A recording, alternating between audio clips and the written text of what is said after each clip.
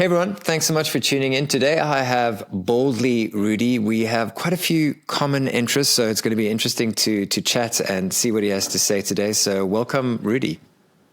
Thanks. Thank you so much for having me, Aiden. Honestly, I watch your content. This is awesome what you do with the podcast and everything. So I'm definitely excited to be here. Thank you so much for having me. Okay, great. Oh, thanks, Rudy. Cool. Yeah, I just... because I've been Googling Boldly Rudy, and then I figured out like 2 days ago, it's Boldly Rudy, which kind of makes sense. It's like a clever little twist. So so it's Boldly Rudy.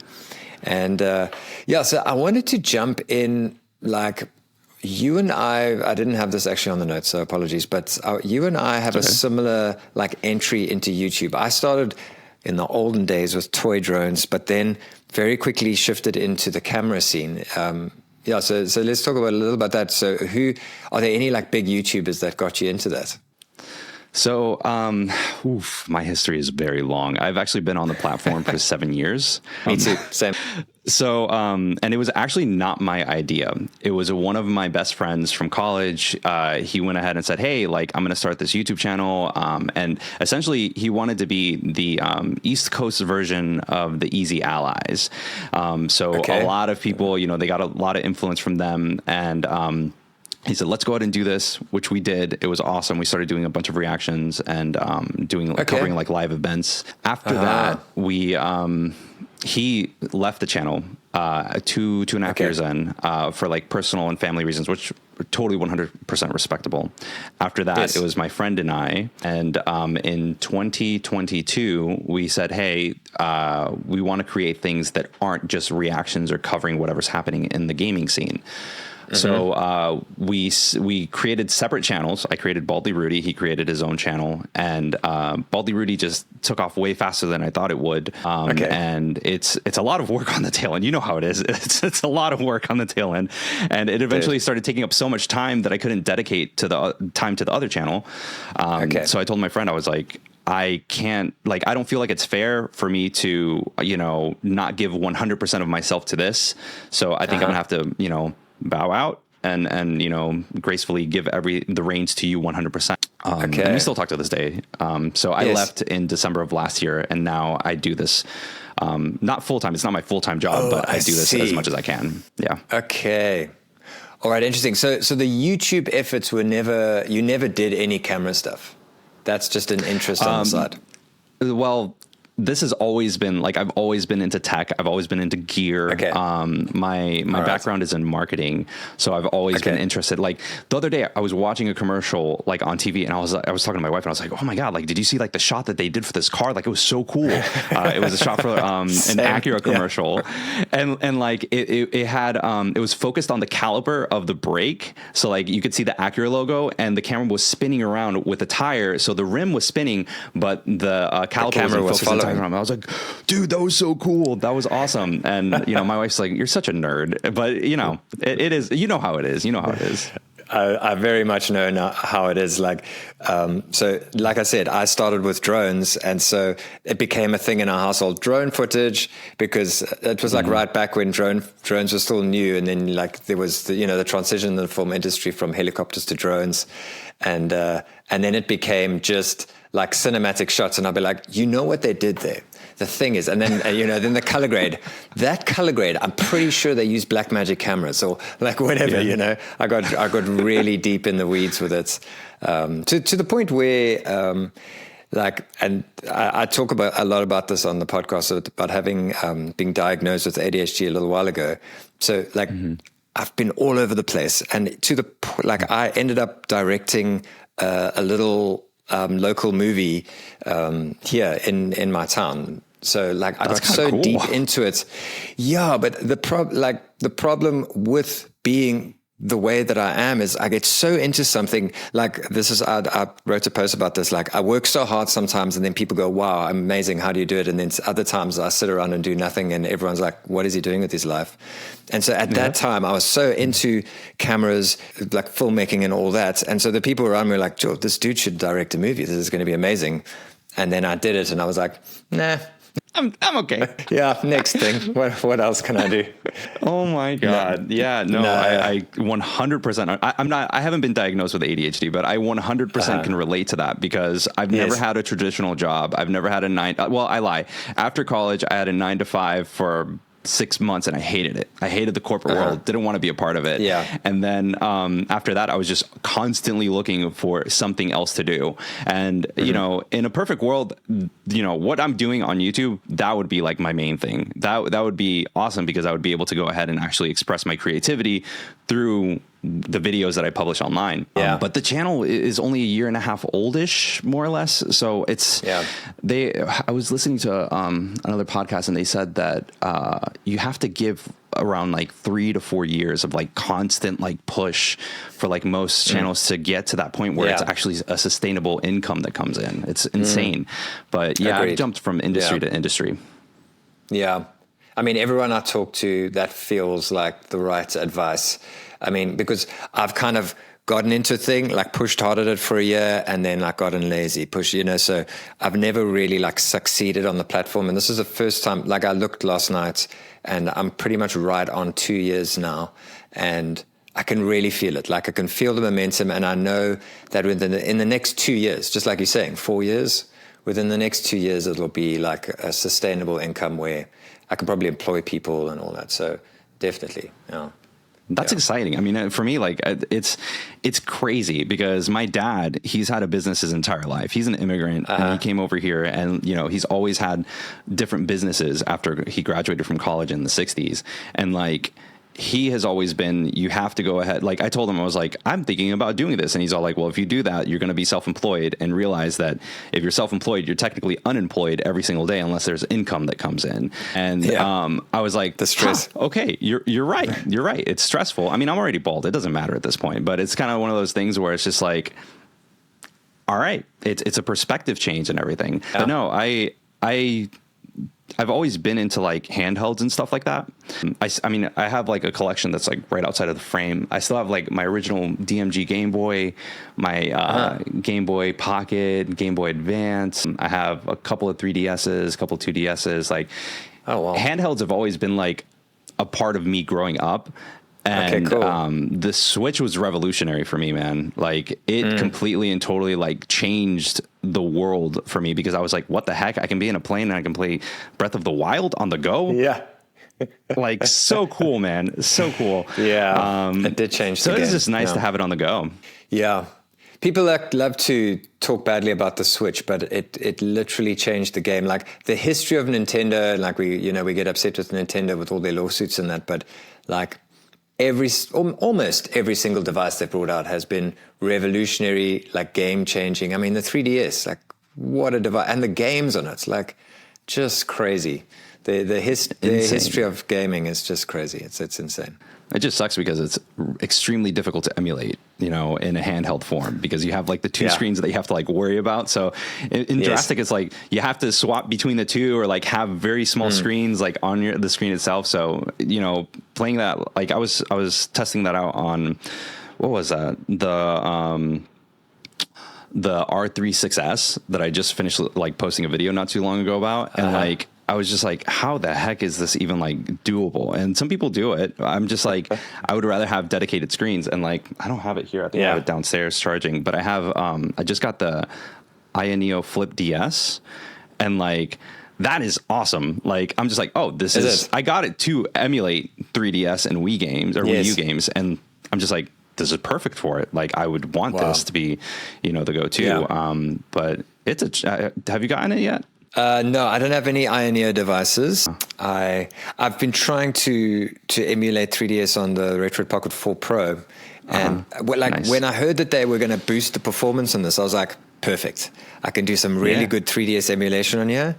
But still, the game that I want to emulate is Sonic Generations. It's just the game I want to play, but it still struggles. Still can't get it to play perfectly. Yeah. So I'm busy. Yeah, I'm busy. So I've got a 3DS, but the problem in South Africa is a lot of guys brought games from the States. And I don't know how they did it. Maybe they just kept buying games from the States because they were all locked back then and we couldn't hack them. So I'm going to hack this 3DS so that I can just buy whichever games are available. I can just play them and I don't have to worry. It's the easiest thing to do in the world, Aiden. Like, you can knock it out in like 15, 20 minutes. There's a guide, because at this point, like, the firmware support is done. They've finished it. And, you know, it's end of life. It's beyond end of life at this point. And I have two of them. So I modded one for my son, or hacked one for my son. And like, we were just sitting there, and it was a 15, 20-minute process. There's a guide online where you can read, and it tells you exactly what to do. You pick the settings, and you pick the different unit that you have, or the model that you have, and then from there, it's boom, done. Yeah. It's all waiting. I know the website you're talking about. I just need to just get my headspace and do it, because I'm excited about that. So my gaming journey is literally the opposite to yours, where I'm doing it all in reverse. Like, you know, I'm planning to get a Switch soon. Like, you know, so I've gone backwards because, like, growing up, I couldn't afford any of this stuff. And like going through university, I put gaming and everything on the shelf. Like, I wasn't, you know, that's not something that I was doing. So now I'm like 40 years old and got a little bit of extra income. And now I'm like, okay. And then I started with the emulators, because I wanted to play Famicom. I wanted to play some Famicom games. And then I found a clone at a local Chinese mall, and it just broke within a week, and I was so like pissed off. And then I discovered Anbinic, and so that's how all of this began. Yeah. Nice. So now I'm kind of doing it in reverse, because No, go ahead. So you're doing it in reverse? Well, I'm doing it backwards, because I discovered the emulators, and then I was like, oh, hang on, but original hardware is still the best. And like, I'm like, oh, but it's quite expensive. Okay, well, we'll work up to that. So I'm kind of doing like, I don't know if you saw my video, but I did my very first Game Boy I bought like a month ago. Like, I played it when I was young, like friends had it. I remember drooling over the thing, but never had one. So now I've got my own Game Boy. Oh man, It's amazing, because like I grew up on a farm. I'm originally from Puerto Rico. I'm not originally from Florida. Oh, okay. Okay, cool. I grew up on a farm in the mountains, and for us, you know, we didn't have a lot of disposable income growing up. And even moving to Florida, and my dad having his business and my mom working full time, we still didn't have a lot of disposable income. So it was one of those things where, like, you know, I remember having a job at the beginning of like the PlayStation 3 era. And like, if you look at my collection, the majority of the games are PS3, because I was like, I have the money now. I can buy the things that I want. I can do it now. And, you know, here I am, still a college kid, still, you know, doing everything. But it was one of those things where I was just like, yes, now I can go ahead and do this. But in hindsight, like now that, like, you know, I know more people online, I've, you know, my friends, you know, I've talked to them and everything, and they're like, there's all these classics that you missed out on. I just recently finished Final Fantasy VII for the first time in my life, like to prep myself up for Rebirth that just came out recently. And part of me is like, I can't believe this game came out when it did. And here I am playing it almost 30 years later. But also it's one of those things where it's like, this is amazing that this came out at the time that it did with the tech that's there, and that I'm still able to play it today with the tech that's available now. It's insane. It's insane. So now it's I have the modern hardware, but, you know, I play mainly on my Steamdeck. Like, that's my go-to for a lot of things. Pair that with EmuDeck, and like, I'm a happy camper, man. I'm 100% satisfied with it. Yeah. So it's just so funny, like, talking about your like growing up, and then you like move to the States, start earning a bit of money. I'm like, I'm getting everything. It's just like, I'm buying it all. Oh man, it's so much fun. And like there was a GameStop that was nearby, and I don't know if it's EB Games over there or not, but it's like at that point I was just like, dude, I would buy everything used. Like, I still have copies of like because I still bought stuff on like PS2. I still have like the original like Final Fantasy X and X-2 that's like sitting there. I have like, I mean, just Katamari Damacy, like We Love Katamari, things like that, like all sorts of like these obscure games. Shadow of the Colossus, which is by far one of my favorite games ever. I mean, there's just so many titles that like came out around that time that I was like, this is like the new media, you know? And I still have that conversation with like some of my colleagues at work and whatnot, that I'm just like, guys, like, you know, you watch The Last of Us on HBO or Max or whatever it is. That's what you guys have been missing out. Like, that level of storytelling, you guys can go ahead and experience that. It's all available. go to it. Just do it. And like, I love gaming in general. Yeah, man, I agree with you. Why not? Like I say, I've been doing it all in reverse. And so I missed a huge portion of this. So like, even when you talk about Final Fantasy, I don't have any experience with it. So there's a bunch of games that I'm getting into and discovering it. And like, I don't know what happened, but I just skipped the whole thing. I played a bit of Xbox with my friend in university, but I was poor, man. Like I had no money. So, so I'm experiencing it now, and I agree with you. The storytelling, like, I mean, the storyline isn't amazing, but someone recommended BioShock, and that's an old game. BioShock's amazing. Like, what? Dude, BioShock's amazing. It's crazy. Are you playing it right now? Yes, and I just can't believe, when did it come out? It came out a long time ago, and it's just so good. Yeah, it's exceptional. It's so good. It like set the bar after that, I'm sure. Yeah. And that's the thing. Like, I remember playing that, and like, it's the beautiful thing that I love about gaming in terms of like storytelling is that it's not only like verbal with dialogue, it's also atmospheric.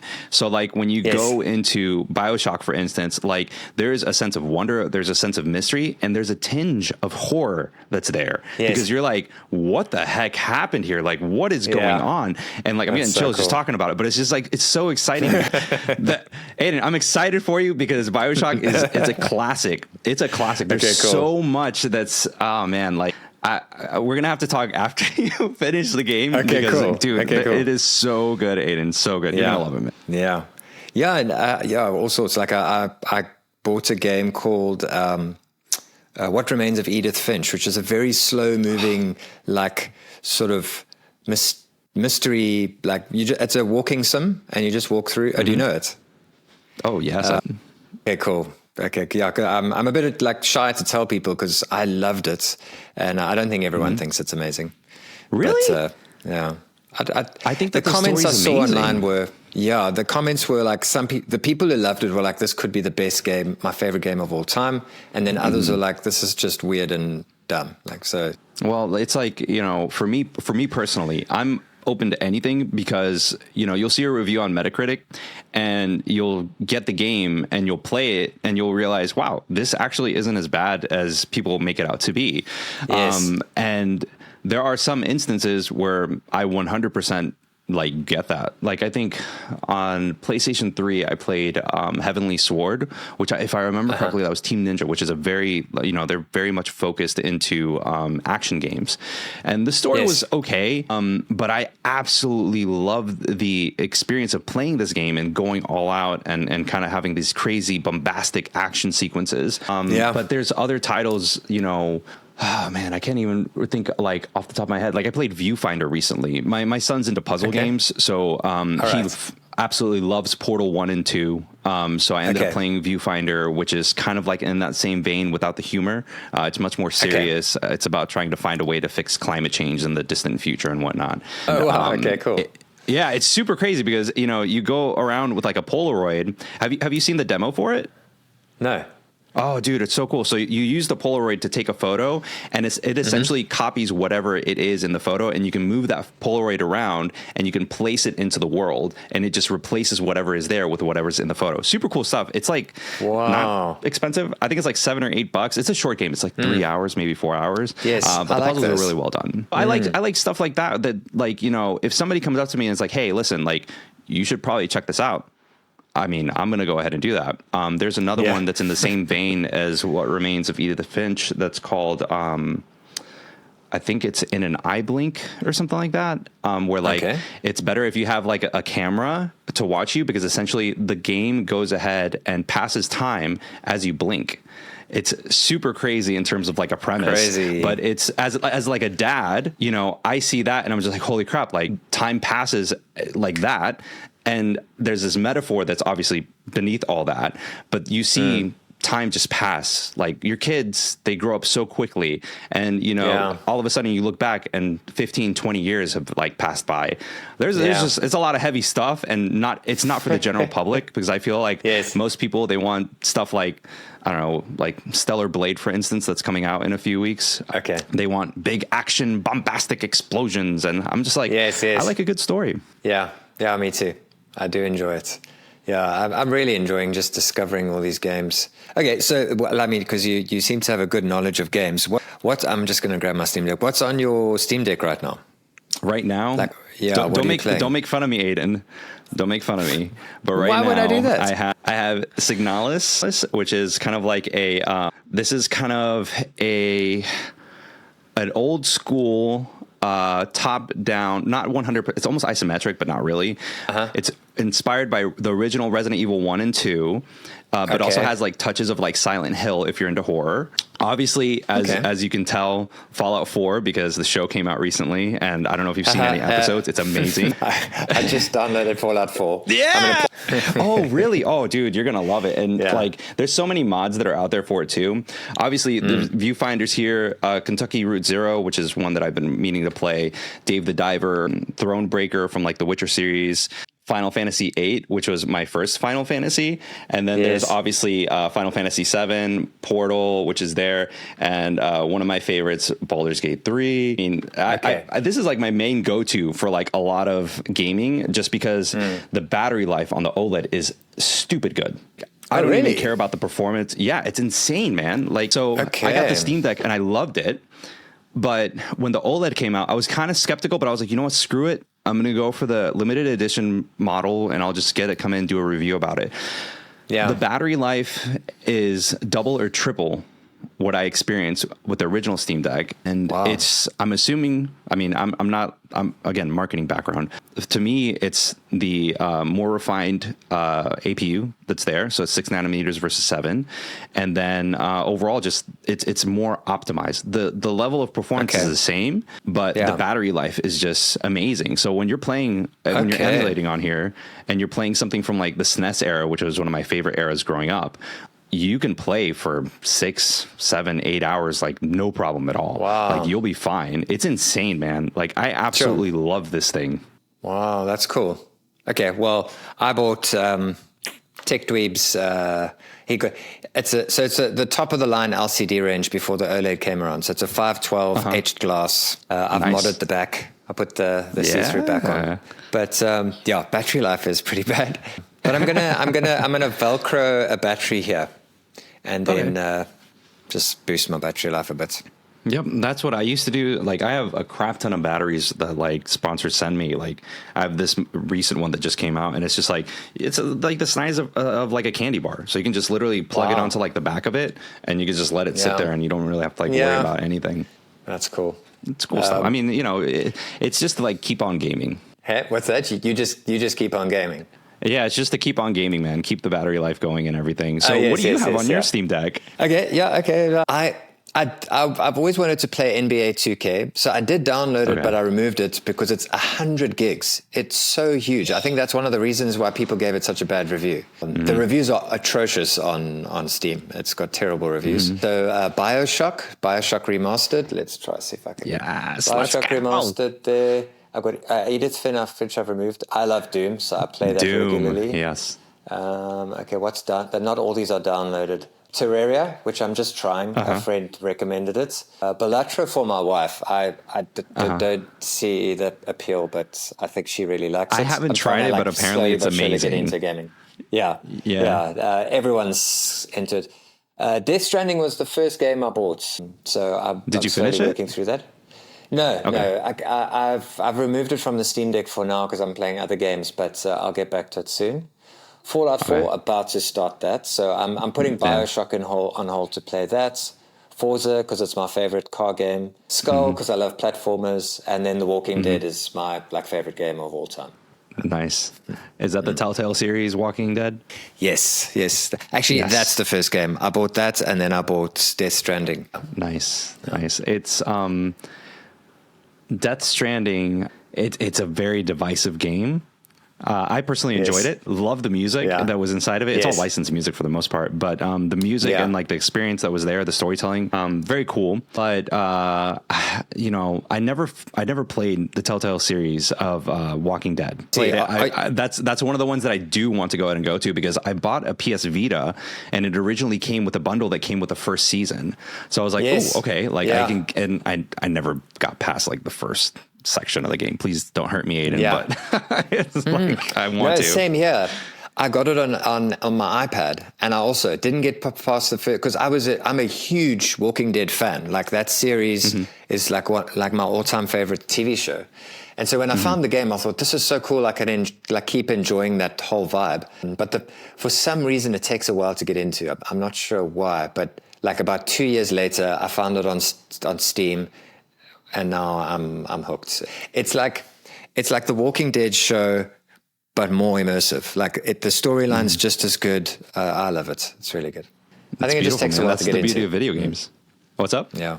I think it just takes a little while to get into. I think that's probably why you haven't gotten past that first bit. Because of the first section's really slow and like janky, and you like, oh, I don't understand what I'm supposed to be doing. Yeah, no, but that's the beauty of like the medium in gaming overall, is that like you can tell a much more immersive and deep story in comparison to just having something that's like passive, like watching a television show or watching a movie or a film. It's just, it's completely different. I was going to say, if you like philosophy, I would recommend Nier Automata, and it runs decently well on the Steam Deck as well. But it's an action game, so it's an action game, but there's philosophy behind it. And if you do play it, when you beat it, boot it up again, and you're going to do that a couple of times before you actually get the full story. It's really well done, man. All right, I'll look it up after this. Okay, cool. It's also it's also somewhat depressing, if I'm being 100% honest with you, but it's a good story. Well, it's philosophy. Yeah, exactly. It's very morbid, very stoic, but it's there. So you're the first person on the show that's not like fully in the retro gaming scene. Well, not the first person, but like you talk a lot about the Steam Deck, and you talk about Windows and all that kind of stuff.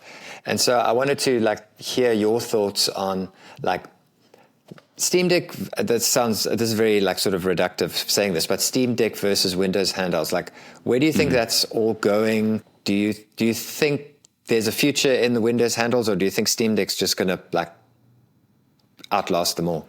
I think, in my completely unjustified, unprofessional opinion, I think that it really depends on the person. So I have 2 Steam Decks. I have the ROG Ally, the Legion Go, the Neo Flip DS is running on Windows, and I have the MSI Claw as well. All of them, it's Windows in a handheld. And that's the thing. It's not really about the handheld itself. It's about the OS that kind of pushes me towards the Steam Deck camp. Because I love the ease of use of being able to go ahead and use the Steam Deck, boot it up. Everything's there. The boot up process and actually playing the games, you're very quick to get into it. And I don't know if you've noticed this, but a lot of these Windows handhelds, they have Windows running, and then once Windows boots up, the automatic startup after that is the front end that these companies have designed. So Asus has their own MSI Claw, or the MSI has their own thing. Same thing with like the Legion Go. Yeah, so they have their own thing. So there's there's pros and cons to it. The pro is that you have the flexibility and versatility of Windows. So you can play all of the games that are there, whether there's anti-cheat software or not. And a lot of these developers, they develop these games to run on Windows. Obviously, because Steam Deck uses Linux, and there's the Proton that's there that goes ahead and allows for that those Windows games to run on Linux. Yes, you kind of have to, there is going to be some differentiating factors between the two. But at the end of the day, what I've learned as I get older and as I try to say that I get wiser, but we see. As I get older, I try to go ahead and realize that I want a better experience more than anything else. That to me is more important than, like the difference in terms of like, for example, the Baldur's Gate 3 running on the Steam Deck versus the ROG Ally is anywhere between 5 and 10 frames per second. That's the difference between the two. So as like somebody that's an avid PC gamer, if your main core focus is frames, that's all you care about, is you want frames more than anything else, go with the ROG Ally. Yeah. But for me, I'm playing games like Signalis. That's literally like it's almost like a PS1 era style game. So so you look at that, you look at Viewfinder, which is a puzzler, Fallout 4, which is old as heck, but it's still good. Dave the Diver, like all these games that I'm playing on here are older style games, if not older games. If they're modern games, like, for example, Pizza Tower, for instance, which is fantastic. If you like the Wario Land and like Wario Land, like 1, 2, and 3, like that style of like platforming, you're going to love Pizza Tower. It's amazing. Okay, cool. Things like that. I've seen it there. I just haven't. Oh, yeah. The style is weird. I'm not going to lie to you. It looks like somebody was tripping on something when when they designed the aesthetics and everything for this game, but the gameplay mechanics are there and they are solid. My son and I love the bejesus out of it. But I look at the form factor, I look at the experience, and that's why I push people more towards that, because this is the closest that a PC can get to a Nintendo Switch like experience for the common user. If you're a hardcore user, go with the ROG Ally, go with the Legion Go, and any, like, I wouldn't recommend the MSI Claw right now. Maybe, you know, in 6 months when like the drivers are updated, because performance is not that great. But yeah, that's how I fall on it. Yeah. Yeah. And I tend to agree with you because I think, like, I think, you know, with consoles and all that kind of thing, I really feel like we've peaked. And there's not, you can see by what PlayStation and even like the delays with Nintendo, I don't think they're really even sure where to go now. And so, like, I think that's where the Steam Deck came in and Valve came in. They were like, there's so many cool games for people to play. They don't need the fastest machine in the world. They just want to play these games and they want it convenient. And that's where I feel like the Steam Deck just is the best thing right now. Like you say, if you want a full-on console replacement, maybe get the ROG Ally. But it's going to be fiddly, and there's going to be little tweaks here and there. But yeah, like here's my take on it. Like, because I'm very new to this. So like my YouTube channel is like, hey guys, I know nothing. I'm going to get into this and follow me on the journey. That's kind of how I do things. Okay.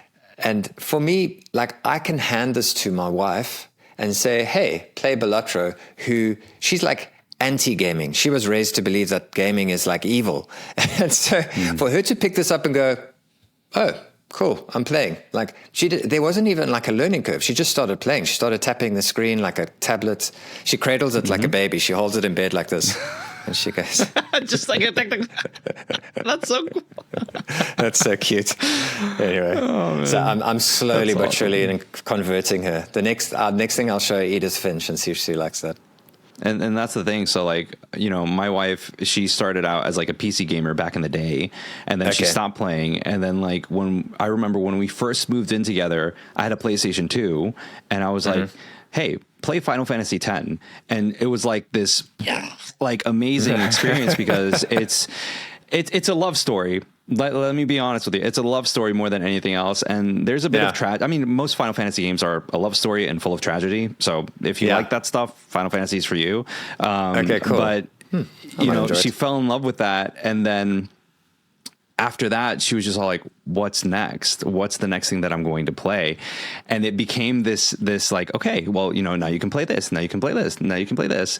And like, I remember this past summer, Final Fantasy 16 came out, and it's very divisive in the scene because you have some people that are like, this is an action game, because you have developers from Devil May Cry, developers from Nier Automata, all of these like developers, they all like team together alongside with Yoshi P, who's in charge of Final Fantasy 14. And you have all of these developers that come together and they're like creating this masterpiece, this magnum opus.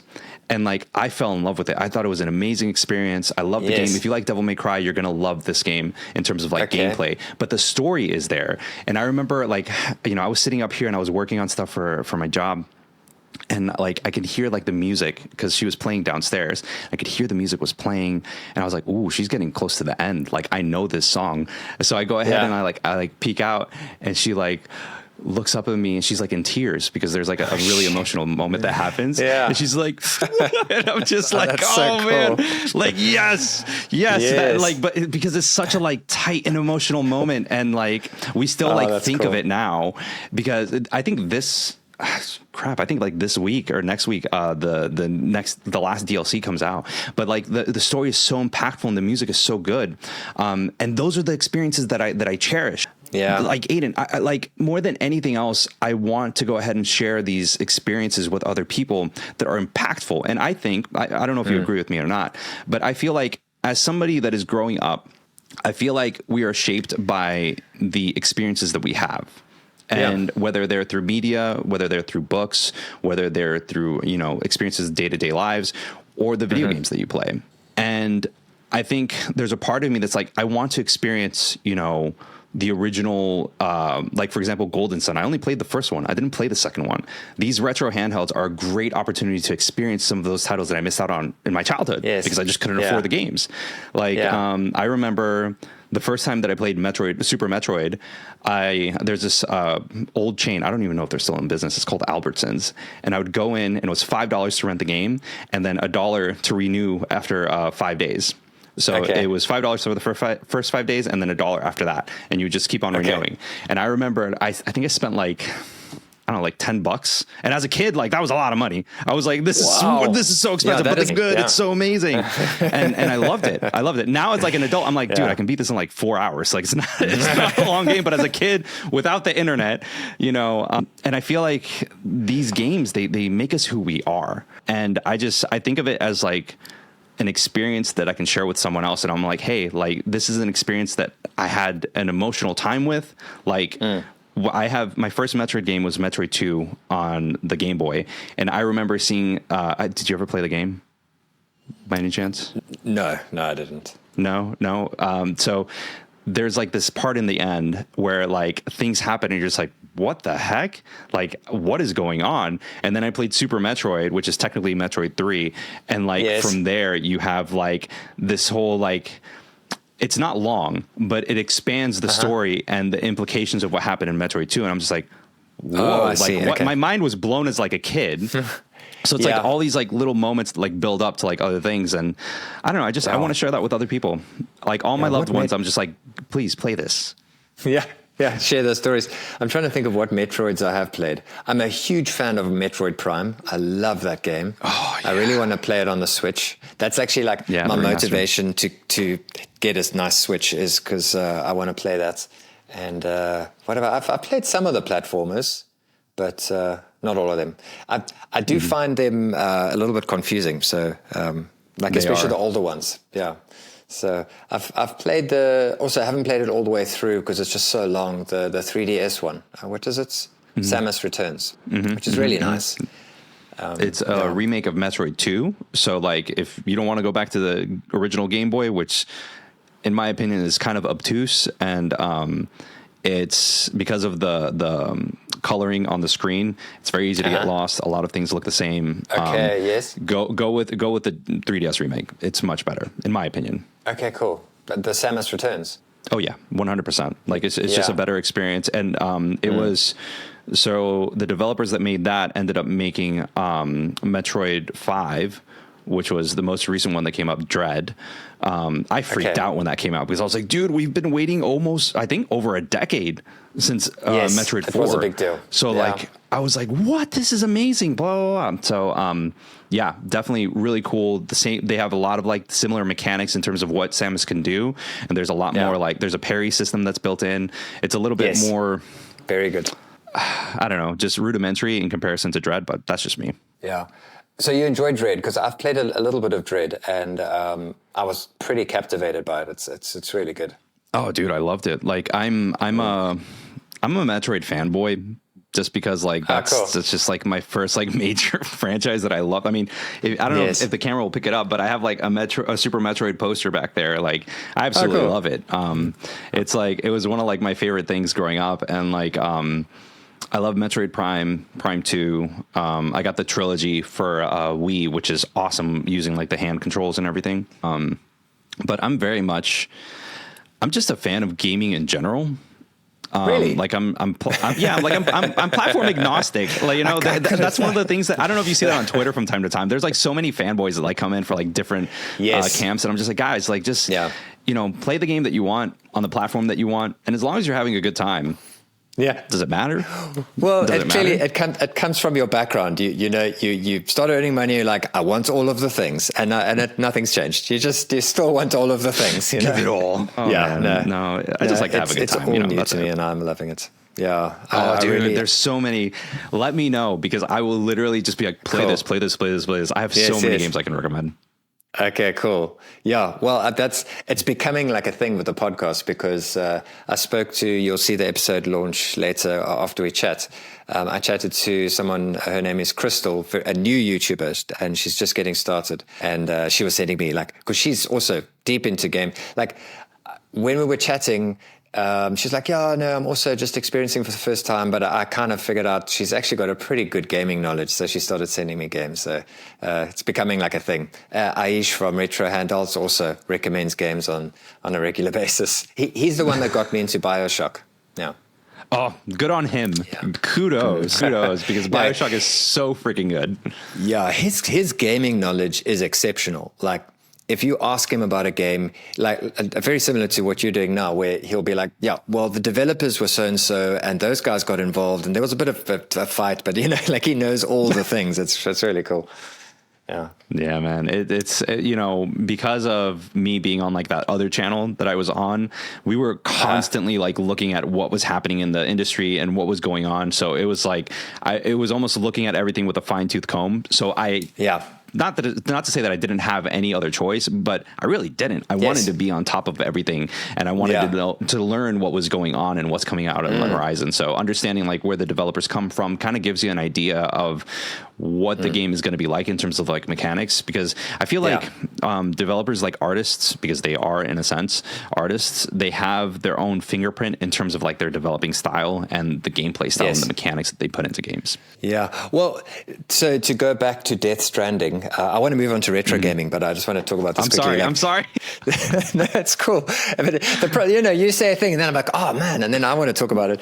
So driving in the car this morning, I give a lift to these two girls down the road, and I was telling her a little bit about some of the games I'm playing, and then we got on to Death Stranding, and I said, yeah, you know, it's a bit of a pretentious game, and then I, like, because I'm kind of making excuses for the game already because I know how people I'm like, yeah, it's very weird, you know, you're basically just walking around all the time, and then these big sort of like gooey blobs jump out, and they're actually spirits from people who have died, and they come back and they like fight you, and she's like, that sounds really cool. You should let me play that one day. I was like, okay.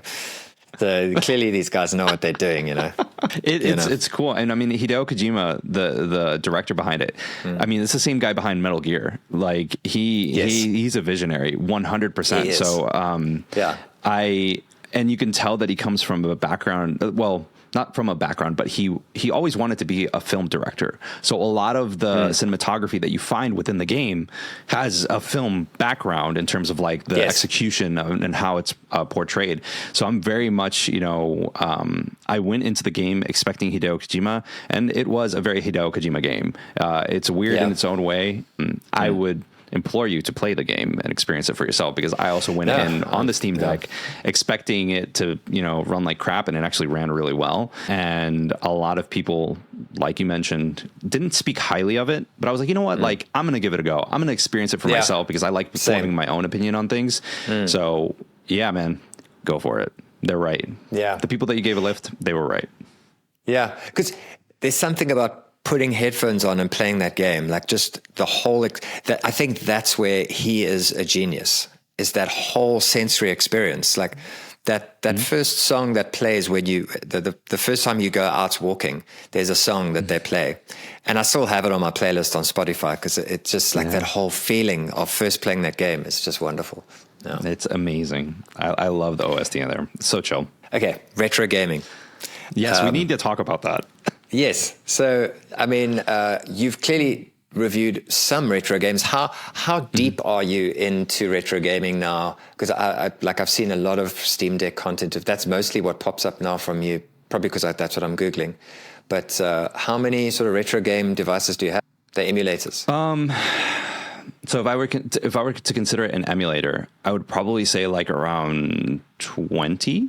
I want to say like 20, 25. The thing is, so Aiden, here's the thing. I'm into it.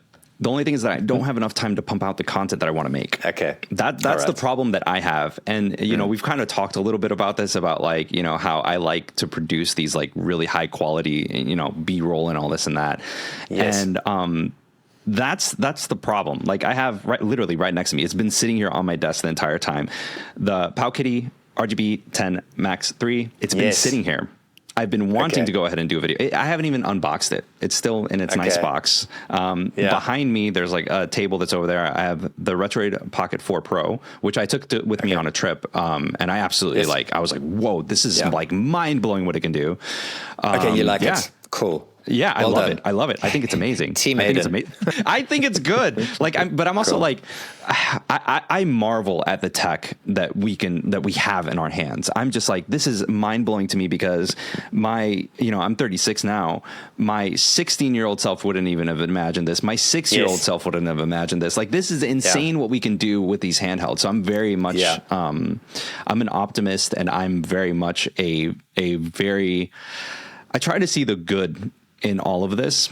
But I have, what else do I have? I have 2 Miu Mini Pluses. I have Miu Mini V4, RG3 5XX, and the two pluses, 1H. I have so many different things, and it's just like, I literally, this is exclusive for your podcast because I didn't talk to anybody else about this, but I was planning on hacking this guy, this Leapster GS from Leapfrog. Yeah. So I have this old guy just sitting there, and I was gonna sit here and hack it so that I could go ahead and run ROMs and get RetroArch running on here.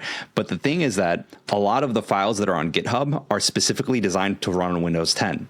I do not have a Windows 10 device. So that was a brick wall that I ran into on things, which sucks. But, I'm sitting here and I'm like, I think I have an archaic laptop that's sitting around. It might be Windows 8 and I might be able to upgrade it to Windows 10. Yeah. So, there's a lot of handhelds that I have. I just don't have the time to dedicate to actually creating and pumping out these videos. And when it comes down to it, is the zeitgeist, is, the information that the content, is it going to be too stale to push it out?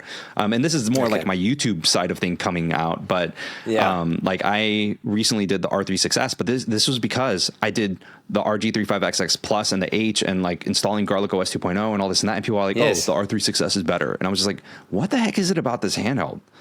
I want to check this out. I want to learn more about this. And it's kind of like this conversation with the audience and them being like, no, you should check this out. And I'll look at it and I'll be like, whoa, this is awesome. And then they'll be like, no, but you should check this out. And I'm like, whoa, this is really cool too. Everything's amazing. Yes. But I don't know, man. It's exciting. So exciting. And, the channel started out doing news content, and then I reviewed the Nintendo Switch OLED, and then I saw Wolf Den. He posted something about the RG35XX, and I was like, this is cool. This is a wave of nostalgia just came it's amazing, over me. Yeah. And it's awesome. So I'm somewhat newish, but I'm still discovering things. And I'm primarily a Windows user. So learning the Linux side of things is a whole other ballgame entirely. So you, I'm I don't know anything about this, but this is cool. I'm going to find stuff out and I'm going to talk about what I found out. Okay, cool. Yeah. Oh, that's what I'm doing with the Steamdeck. I'm a bit more deep in the weeds with the emulators, but with the Steamdeck, I'm kind of going that route. And also the OG, what's so unique about my channel, and it feels my Game Boy video is slowly, some of those videos that just suddenly pick up, and it's because there's not a lot of people who are 40 years old and have never played a game, have never owned a Game Boy. And if you watch my video, I'm literally like a child. I'm literally saying words like yippee and yay. And, I'm just so excited, So I think that's quite special to watch and to experience together with audiences. So I think the same thing applies to you with the emulators. I think the retro emulation scene is very welcoming. In every scene there are the sort of assholes who will say horrible things, but mostly they're just going to be like, look at this guy, he's so happy. And they'll be and in the comments they'll be like, you know what, you should try this with it. Very often I'll make a mistake in the video. I'll say something wrong, and instead of the guys going, you're an idiot, they'll be like, you know what, you should also try this. I think it might be better. And then I find out they're just being polite. I was just full on wrong in the video. So very nice community. I don't think you must be afraid of putting out content that's stale. I think everyone will welcome you. I appreciate that. I mean, honestly, it's this weird thing because my wife, you know, I love her to death. She has been 100% supportive of everything. And, you know, I don't really have like anyone else that I can talk to about this because my other friends that, you know, run their channels, it's a completely different type of content, entirely different. So, you know, I try to like brainstorm with them from time to time and we'll like, you know, either talk online or like meet up for coffee. And it's completely different, you know, in terms of like execution. Yeah. So it's like, they'll tell me things and I'm like, like you should do this and that based off of like what I know and what we used to do together. But now I'm just like, but what do you think of like this and that and that and that? And they're like, dude, what? So it's a completely different like world entirely. Exactly. Yeah, because when you start telling like, especially like PC gamers about these devices, they're like, I don't understand why there are so many and why anybody cares. Like that's the first response. But then you give one to them for a week and then before you know it, they're in the rabbit hole. So it's insane, man. And then I've seen that in the comments where people would be like, oh, I just bought this. And it's like, it's an amazing experience. And then, you know, because yes, like, and again, this falls back to like, you know, talking about the Steam Deck versus Windows and like getting the best FPS out of something. So like I'll post a video and they'll be like, why does this device, you know, it's coming out in 2024. Why does it have DDR2 RAM in it? What? I don't get it. And it's just like, dude, the games that run on it aren't meant to like, you know, like forget about the specs, play the games. Exactly, man. It's, and that's like, again, it's more about the overall experience that you get gaming versus, you know, all the latest and greatest tech. Which, sorry, I'm segueing out of retro gaming again. I keep like mentioning the Steam Deck, but it kind of is a similar mindset to the Steam Deck because the Steam Deck has kind of also taken that. It's gone like, screw the specs. Let's just make games work nicely and make it a fun experience for people. And that's that. I think that's why I love this retro scene so much because, again, one thing is there's so many devices coming out and it just seems to be no end. And I'd love to hear your thoughts on that. And the other is like, it's just so comforting to play these old games. Have you played Darkwing Duck for the NES? No, I haven't. Not on any of the new emulators, but I remember that I rented it when I was a kid because my parents, they gave me a Nintendo. And it came with, I still have the cartridge. It's a double cartridge where there's two games on it, and it was Hogan's Alley and Duck Hunt. And I have Super Mario Brothers, Super Mario Brothers 3, and what was the other one? I think I have Dick Tracy and Teenage Mutant Ninja Turtles, the arcade edition 2. And so like all of those were there. I never played the original Metroid. There's so many like classics that I missed out on, but I remember like going to Albertsons and renting some of the games that were there, and Darkwing Duck was one of them. But that one I'll be honest with you, Aiden, that one I did not extend. That one I just did the $5 and I was like, oh, come on. I'll bring it back. So I have to replay it. I did. So I reviewed, there's this local company. It's called, the Arcade Guys, and I did a review of like one of their cabinets. They brought it over to the house. They gave it to me for like a week to like review and check out. And I played Darkwing Duck on there, and I was oh, like this is good. Like you know, it's nostalgic vibes that you get out of it. You know, all right. Correct answer. Yeah, I mean, so there's some NES games. So I had a Famicom, and they were like, I don't know what happened in South Africa. I haven't done the proper research on this, but I feel like because we had like I'm sort of slightly just post apartheid. Like I grew up 94, 93, 94 is when apartheid ended, but we had sanctions, so a lot of companies weren't selling stuff to South Africa. So I feel like maybe we didn't, because I don't remember ever seeing a Nintendo in South Africa, like an actual Nintendo console. Yeah. So anyway, so at school, these Famicoms were going for super cheap. It was a little bit after the whole NES craze.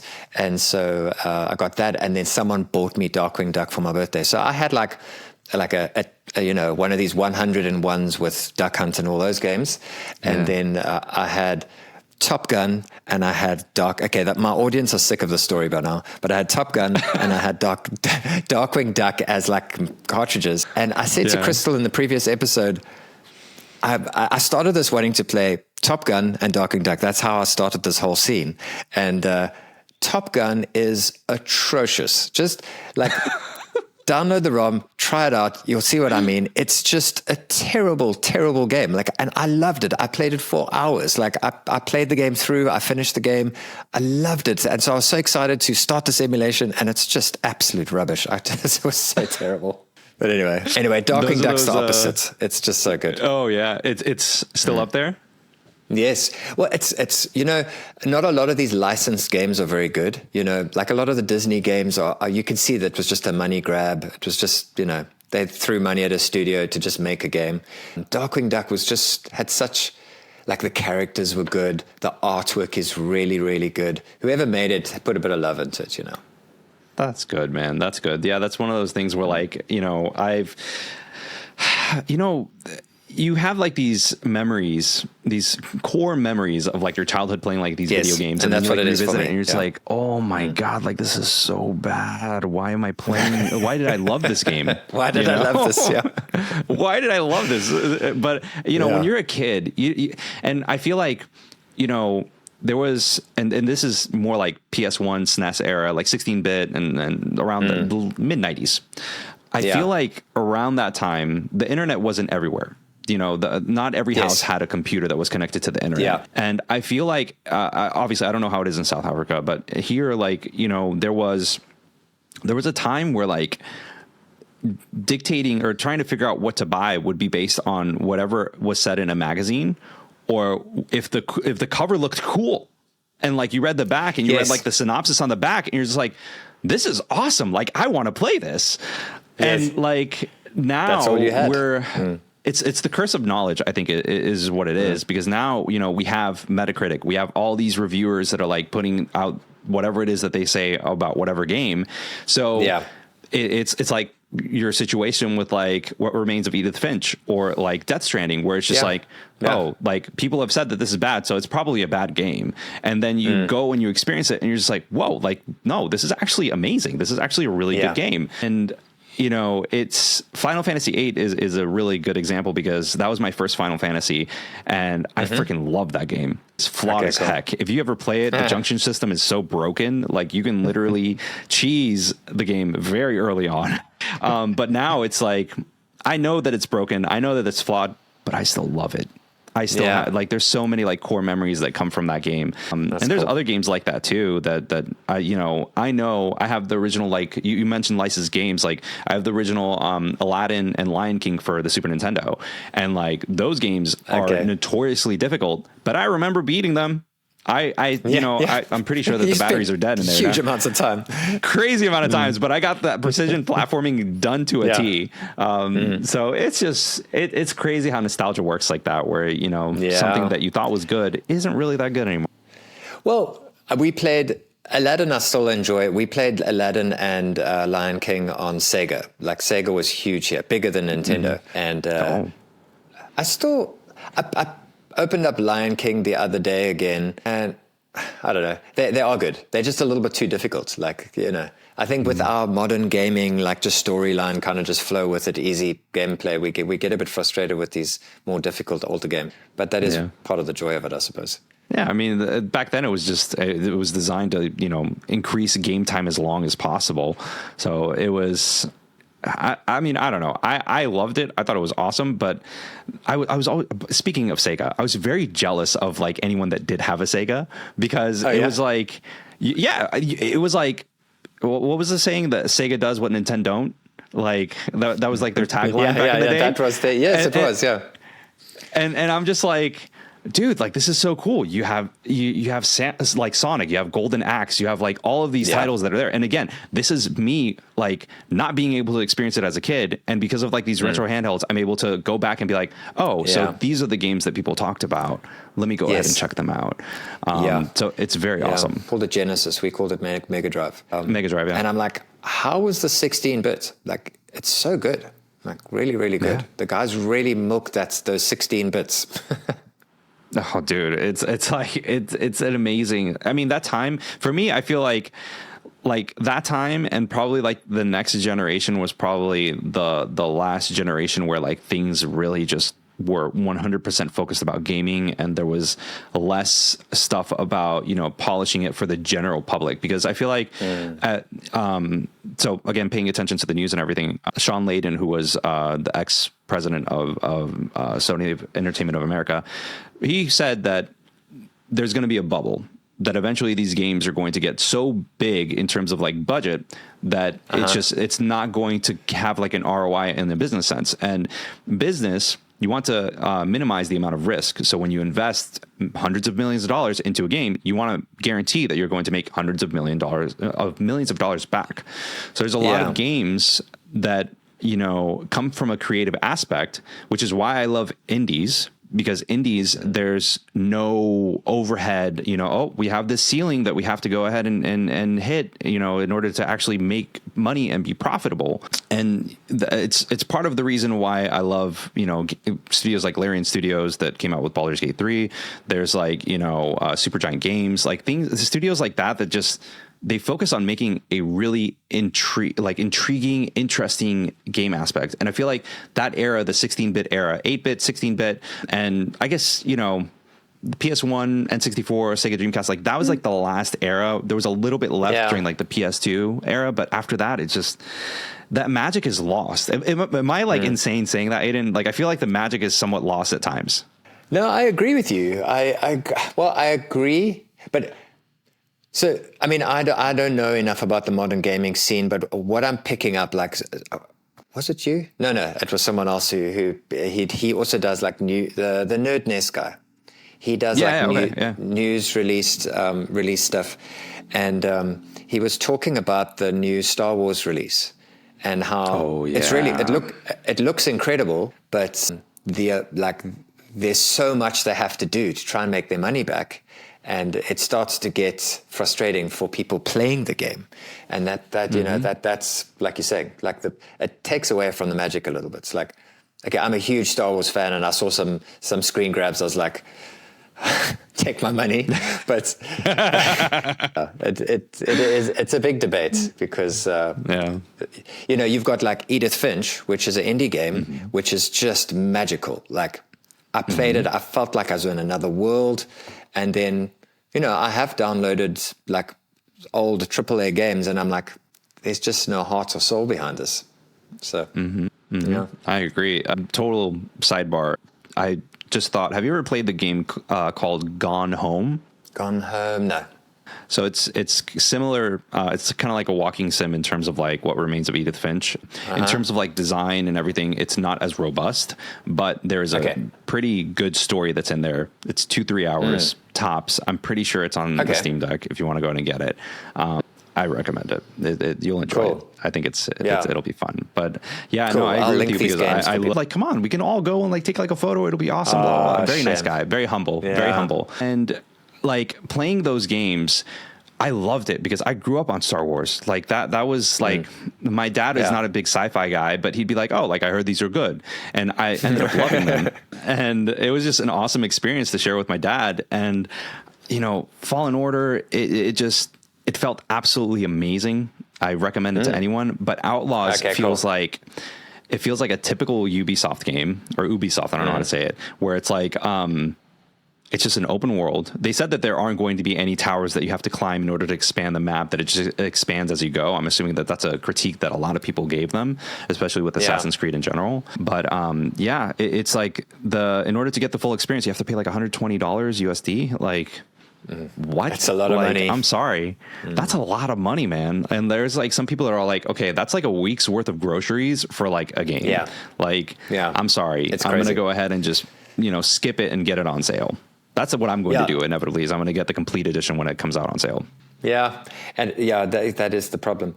It is an interesting, so from the outside perspective, coming in now and experiencing it all as a consumer, because I don't really do the Steam Deck for the channel much, but as a consumer, I'm like, I'd rather buy these older games that are just as nice to play. Like, I'll wait later when it gets cheaper, So exactly. There's the diehard fans that are spending the money, but like $1,200 is my year's Netflix subscription, which I get just as much joy out of, So like, dude, it's crazy insane. Money. And like, I look, right. And I'm just like, I have Fallout 4 for PlayStation 4, I think. And I rebought it on the Steam Deck just to have like that flexibility of being able to like take it on the go. And I bought it for like $4 or something like that the other day. It's on sale right now. So it's just like, that's why I bought if you want to go, if you want to experience older titles that are known as classics, just buy it on the Steam Deck, buy it on Steam. It'll be on sale. Yeah, man. I don't know. Yeah. It's just a different world entirely, man. But I agreed. I look at like, you know, what's considered retro now, because I'm old. We're old guys. Yeah. I what feel is like, retro? You know, what is retro? I'm retro at this point, but it's just like, I feel like at this point, like I can just play, you know, titles from like the PS1, PS2 era on like a reasonably decent handheld.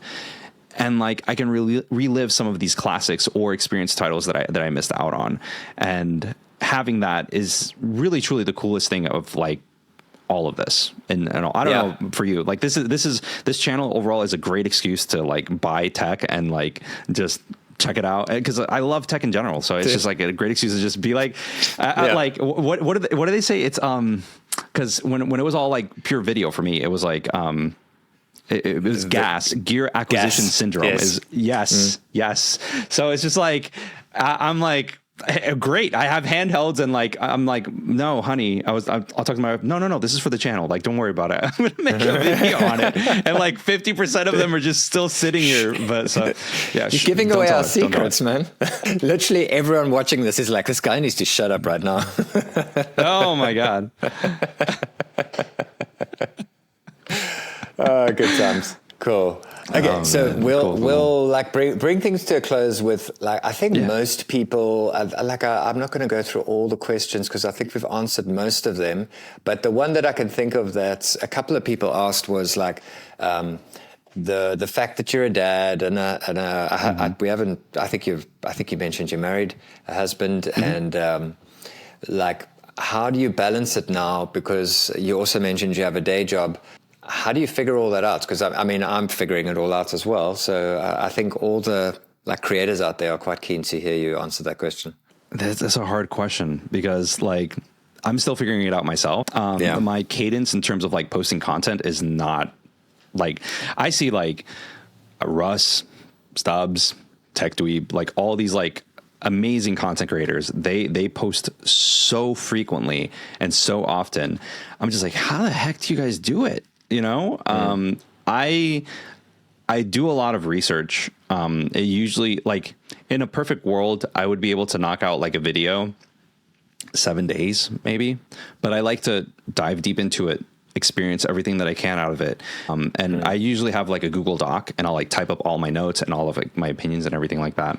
Yes. And once that's done, I record here a roll, and I'll just, you know, have everything going, and I'll speak my mind out, my guts out. And then based off of what I say, I'll get another section in that doc, and I'll say, these are the B-roll points that I need to go ahead and get to support whatever it is that I'm saying. Yeah. There's a content creator that I followed a long time ago, and he's a content creator for content creators, essentially. And he said, you're better off showing it, not telling it. So whenever I say something, if I can find or I can create some form of footage that supports whatever it is that I'm saying, then I'm going to go ahead and do it as much as I can. Yeah. What I've noticed, and this is more of like the analytical side of things, is that a lot of people like top-down footage. That kind of like vibes well with kind of like having like a top-down and kind of like talking about different things for the handheld itself. But I still love getting phenomenal, like amazing B-roll, at least in my opinion. In terms of balancing it with like life and everything, it's I was listening to a podcast where Matt Pat from Game Theorists, and they have a bunch of like theorists and whatnot. He's a big YouTuber. They're retiring, and him and his wife said there is no work-life balance. There's only work-life integration, and that's what worked for them. Obviously, for like, you know, when we were talking, we were supposed to schedule things earlier, and my wife was like, that's okay, I'll take, you know, the little guy to school. And when you said we can do it later, I was like, perfect, then everything works just fine. But there's a nice understanding on her part that like, this is something when things happen, like there's just situations where things have to go ahead and happen. For example, in September, I'm going to a conference for video creators in I think Dallas or Houston, Texas. I don't know. It's in Texas. Okay. And she's like, I understand that this is something that you want to do because this is going to better your content creation and your channel overall.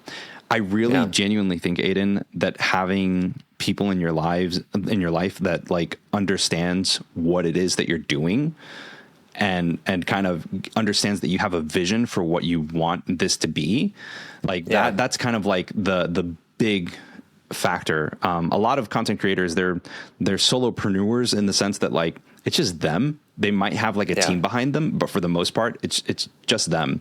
And being a dad in the midst of all this is great because I have all this stuff and I could like show my son and be like, dude, like let's check. That's why I have 2 Miu Mini pluses and 2 RG35XX pluses. They're sitting there because it's like, oh, we can play Pokemon together. We can, you know, play these games together and share these memories that I had. And, you know, he loves it because he gets to experience some of those titles as well. And like, I could be like, oh yeah, like you should do this and that. And like showing him how, like, for example, like in Super Mario Brothers 3, where you like get under the white block and you like hold down and eventually get behind everything and go into a secret area at the end of the level.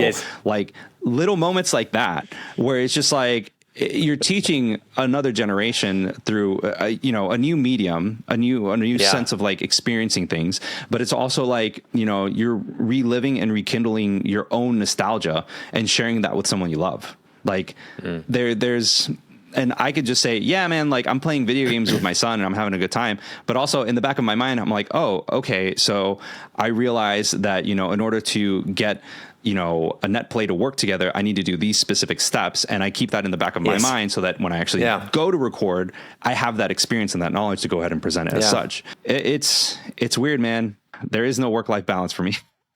Integration. I like that. Yeah. It's integration. I like it. It works. That and a lot of coffee. Yeah, definitely.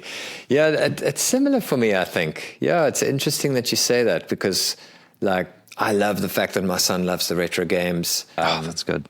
Oh crap. He actually we don't like them on screens too much. And he, just before I went on the call, he's like, oh, Dad, can I play on the blue game? The RG556, the Ammunic. Because he's figured out you can play Android games on there and he likes, Dead Cells and stuff like that.